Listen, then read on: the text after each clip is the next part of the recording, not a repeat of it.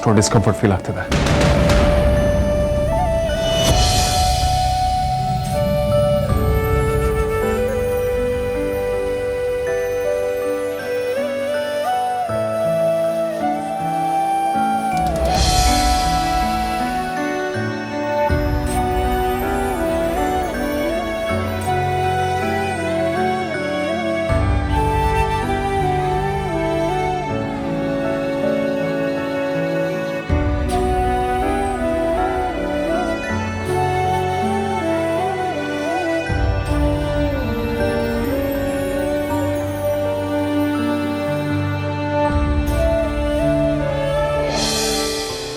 ಈ ರೀತಿ ಯಾವತ್ತೂ ಆಗಿರಲಿಲ್ಲ.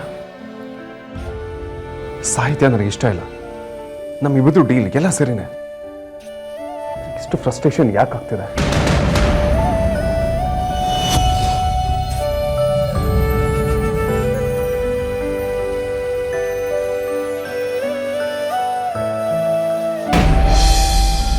ಯಾವುದೋ ನನ್ನ ಕೈ ಮೀರೋಗಿದೆ ಅನ್ನಿಸ್ತದೆ. ವಿಚಿತ್ರವಾದ ಸಂಕಟ. ಸಾಹಿತ್ಯ ಇಷ್ಟ ಇಲ್ಲ ಅನ್ನೋದು ಇದಕ್ಕೆಲ್ಲ ಕಾರಣ ಇರ್ಬೋದಾ ಅಥವಾ ಇನ್ನೇನಾದರೂ ಇರ್ಬೋದಾ?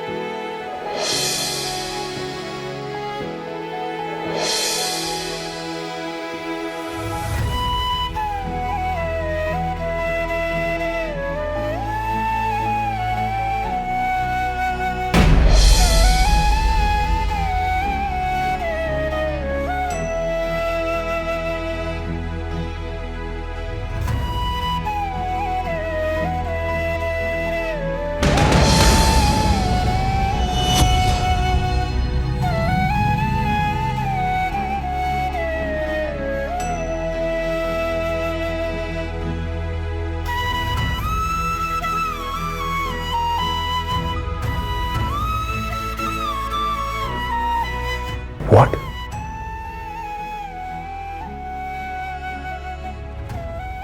ಇದಕ್ಕೆಲ್ಲ ಅಮೂಲ್ಯ ಹೇಗೆ ರೆಸ್ಪಾನ್ಸಿಬಲ್ ಆಗ್ತಾಳೆ?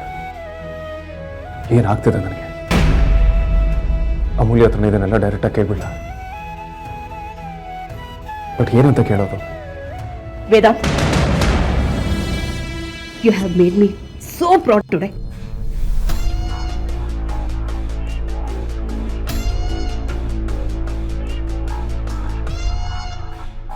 ನಿನ್ನ ಮದುವೆ ಆಗಬೇಕು ಅನ್ನೋದು ನನಗೆ ಎಷ್ಟೋ ವರ್ಷಗಳ ಆಸೆ. ಆಸೆ ಅಲ್ಲ, ಸಾರಿ, ಅದು ನನ್ನ ಕನಸು. ಆ ನಿಟ್ಟಿನಲ್ಲಿ ಈಗ ನಿನಗೆ ಎಂಗೇಜ್ಮೆಂಟ್ ಆಗಿದೆ. ನನಗೆ ಸಂತೋಷನ ಮಾತಿನಲ್ಲಿ ಹೇಳೋಕ್ಕಾಗ್ತಿಲ್ಲ. ನನಗೆ ಎಷ್ಟು ಖುಷಿ ಆಗ್ತಿದೆ ಗೊತ್ತಾ? ನಿಮ್ಮ ಖುಷಿನೇ ನನ್ನ ಖುಷಿಮ್ಮ. ವಿಕ್ಕಿ ಮದುವೆ ಮುಗಿದ ಮೇಲೆ ಒಂದೊಳ್ಳೆ ಮುಹೂರ್ತ ಇಡಿಸ್ತೇನೆ. ಇನ್ನು ವಿಕ್ಕಿ ಮದುವೆಗೆ ಯಾವುದೇ ವಿಘ್ನ ಇಲ್ಲ. ನೀನು ನನ್ನನ್ನು ಎಷ್ಟು ಖುಷಿ ಪಡಿಸಿದ್ದಕ್ಕೆ thank you so much Vedant. You are my perfect ಸನ್.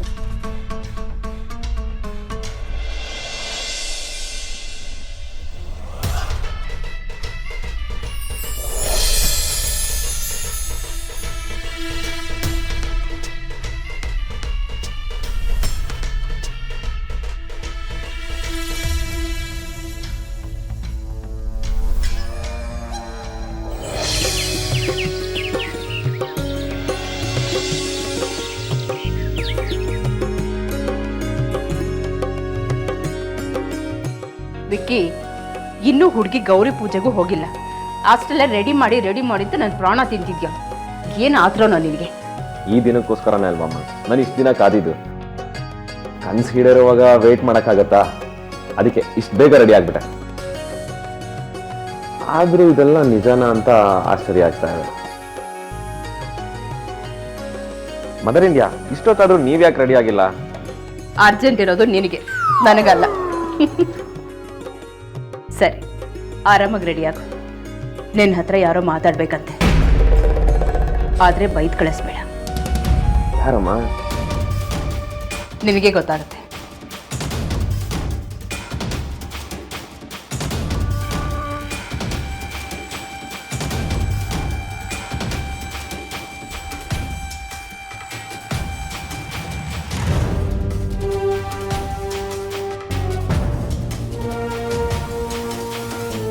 ನೀನಾ? ಬೇಜಾರು ಮಾಡ್ಕೋಬೇಡಿ ವಿಕ್ಕಿ, ನಾನು ನಿಮಗೆ ಕಾಟ ಕೊಡೋಕ್ಕೆ ಬಂದಿಲ್ಲ. ಮತ್ತೆ ಯಾಕೆ ಬಂದಿದ್ಯಾ? ನಿಮ್ಮ ಮದುವೆ ನೋಡೋಕ್ಕೆ ನಾನು ಇರಲ್ಲ ಅಂತ ಹೇಳಕ್ಕೆ ಬಂದಿದ್ದೀನಿ.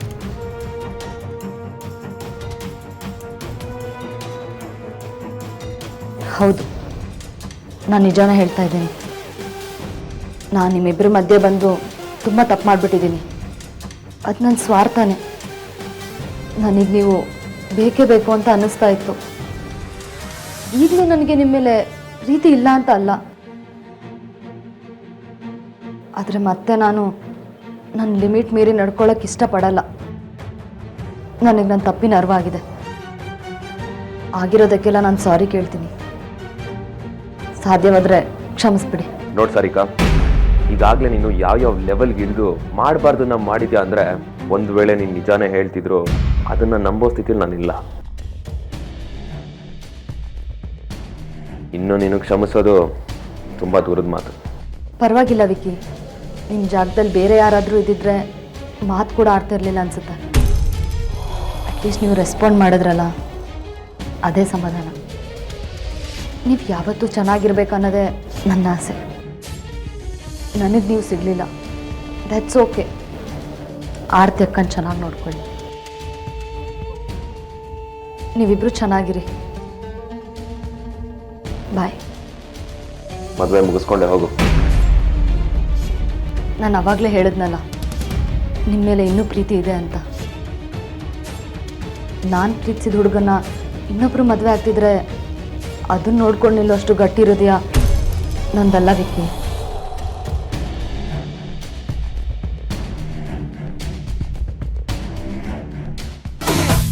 Wish you happy married life.